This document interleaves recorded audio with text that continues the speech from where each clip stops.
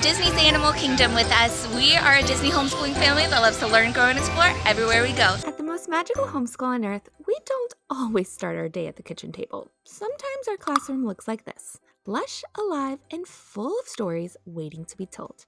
Today begins with a little wonder. Oh, have you seen her?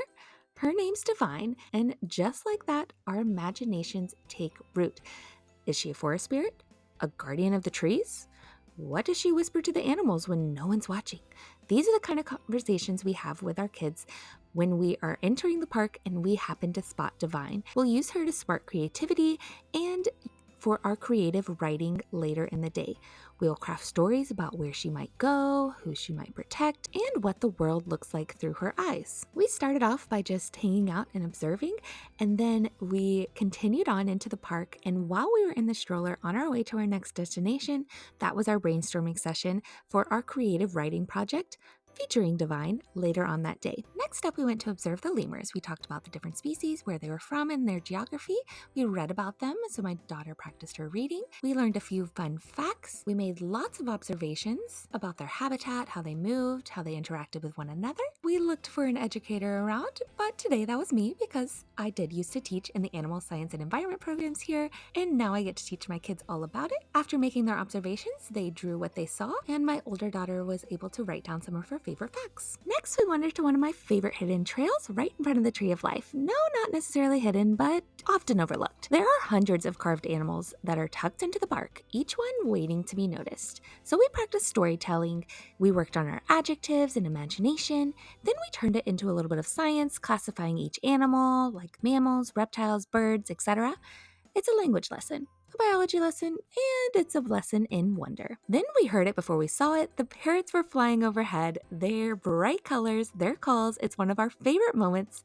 My girls always look forward to it. Then we spotted some kangaroos before moving on to one of my favorite animals here at Animal Kingdom, and that's the cotton-top tamarins. Their new babies clung to the parents and then joyfully ran around as the parents tried to keep up. It was hilarious. We watched, we were amazed, and this is actually one of the areas I used to teach. Now I get to teach my own girl. We talked about where they're from, how they move, how they interact as a family group before moving on to the baby care center. It was a chance to cool down, to refill our water, to take a bathroom break, and to catch a bit of Monsters, Inc. on the screen. Sometimes homeschool looks like animals and science, and sometimes it looks like snacks and air conditioning. This is one of our favorite locations if you need a break with little kids, especially if you have toddlers or babies. Of course, it's almost essential. If you want more tips and tricks for your next Disney vacation, be sure to check us out on Together We Vacation, where we give you all the best traveling tips, especially in our own backyard here at Walt Disney World. And if you would like help planning your next Disney vacation, whether you're traveling with your school group and you want some educational activities to do before, during, and after your vacation, or you're a family that is looking to have the most stress-free but magical memories, I do offer concierge planning services at no cost to you.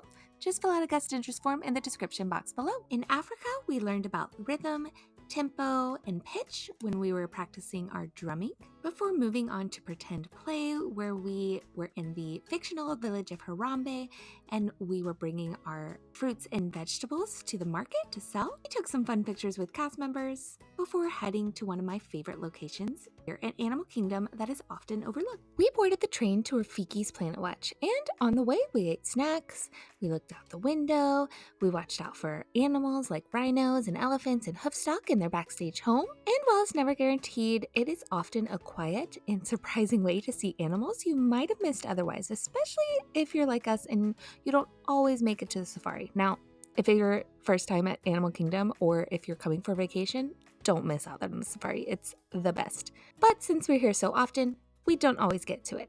This is a great alternative, and it leads you to somewhere pretty magical. Speaking of magical, if you are enjoying this video so far or you are getting any value in it, I would love for you to like this video. It really helps us out. And if you would like more inspiration, encouragement, and resources for your homeschool and learning journeys, then be sure to subscribe and hit that notification bell so you don't miss out on a video. You can also join us in our communities here.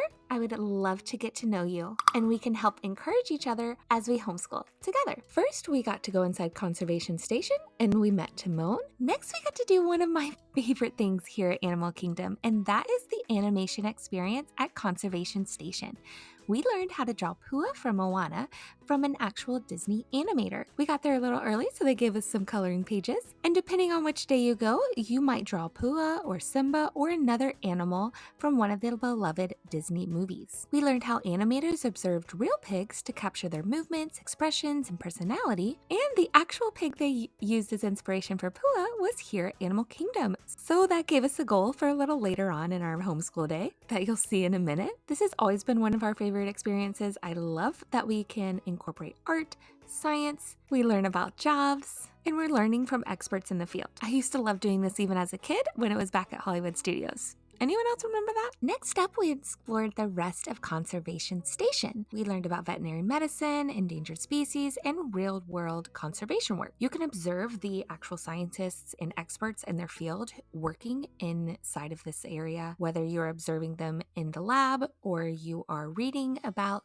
the work that they are doing there, or you step over and you are actually able to observe the veterinary hospital and you can see animals getting cared for in real time. Maybe you'll see a cheetah getting their checkup, or you could be like us and be there on a day when there wasn't actively any animal care going on, but that's okay because you can move right along and look for reptiles and amphibians. You can search for hidden Mickeys. Anyone see one? Let me know down in the comments. We talked about geography and animal habitats, the difference between reptiles and amphibians, which we reinforced later on in the day. And we use this as a chance to build research skills.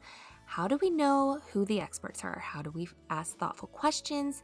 What is a good source of information? My girls are practicing by talking to cast members, learning how to seek out information in a safe and age-appropriate way. I'm hopeful that these are the skills they will use forever. Next up, we worked on our Wilderness Explorer books, and this is a book that you can get for free in the parks. And you can go around to different cast members. Many of them are part of the Animal Science and Environment Education team, like myself, who will help you or your kids learn all about the world around us, from animals to conservation, and you can earn badges along the way, so it's a fun and interactive activity I would recommend to anyone. The next step of our learning adventure was follow-up from one of our previous experiences earlier in the day, but first, of course, we met Rafiki, and then we went to Affection Section. Now, this is essentially a petting zoo where you can hang out with goats and sheep, pigs, cows, chickens, etc., and you have the opportunity to pet them, to groom them, and to ask questions about them so you can learn more about how they are cared for, etc. And that's exactly what we did. Of course, the kids love this experience, and I love that they get to practice caring for animals and empathy and learning about what animals need, and again, practicing asking questions to the people who will know the answer. But it also gave us the opportunity to, one, find the pig that was the inspiration for Pua, and two, we were able to practice what the real animators do, and that is we practiced drawing the animals based on our own observations while we were seeing them right there in front of us in real life. Up next, we found one of our favorite picnic spots to have a lunch and to have a lunch and learn, and we kept our learning going in a little bit more traditional fashion. We used flashcards, handwriting practice, math problems. We practiced our high frequency words to increase our fluency and reading rate. My oldest daughter picked out a book before we left about animals that she wanted to read from while we were there to practice her reading and doing her reading time for the day. It was super calm. It was full of connected learning moments. They got some of the repetition in that they needed for the day. We worked on some of our key learning concepts that we were doing in our core curriculum back at home. And I introduced some new concepts to my youngest daughter as well, so it was a win-win. And of course, we got in some yummy food before heading off. What do you think so far, pals? I would love to know down in the comments below. Would you homeschool at Walt Disney World? Or is this what it looks like for you when you go out and adventure in your own city and learn from the world around you in new places and spaces? Adventure is out there, and so is the learning experiences, and I love that we get to do it together as a family. And that's one of the major reasons why we homeschool. Why do you? I can't believe this next bit happened. When we boarded the train on the way back, we got a magical moment. A cast member invited my girls to blow the train whistle, and that has never happened before. It made their whole day. It will be something they remember forever, and I will always remember the look on their faces when they got to do it. Next up, we moved on to Asia, and we walked the Maharaja Jungle Trek. We cooled off in the mist, we explored the temples filled with bats and birds and tigers galore. We talked about Asia, animals that live there, the wide variety variety of habitats and cultures that can be found in the continent. We talked about specific animal adaptations. We earned a few more Wilderness Explorer badges. And then it was off to Dino Land for one of the last times. We got some of our go-to dinner options, which is chicken and fries. Good enough to feed us all and keep us happy. We read a dinosaur book that was a part of the meal, and we worked on the science binder pages that I brought from home. They cover habitats, biomes, animal classification, and if you want them, they're available in my shop. We use them primarily in preschool ages so that we can encourage a good foundation in science. To top it all off, another magical surprise happened. A Mickey-shaped cookie was delivered by a cast member for another magical moment. We were so thankful. We were also inspired by the theming in the restaurant to make a new craft idea. Once we went home, we decided to make dinosaurs out of handprints and footprints. We ended the day at the Dino Land playground, at the boneyard, burning the last of our energy before heading home. We sure are gonna miss this place. This is what a homeschool day looks like for us when we go to Disney World. It's not the same every time, it's completely different, and we definitely don't just learn at Disney. But the opportunities are endless here, as long as you're intentional.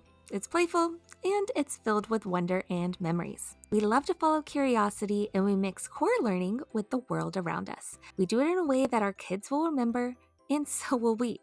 If this inspired you or gave you some ideas to use in your own homeschool journey, we'd love to have you join our community and share all about it. You can subscribe and see more videos just like this. You can join our Facebook group for support and conversation and inspiration, and you can check out our upcoming unit studies coming soon. If you want to stay up to date on all of those new details, be sure to join our newsletter and you'll be the first to know. Until next time, adventure is out there and learning should be too. See you real soon, pal.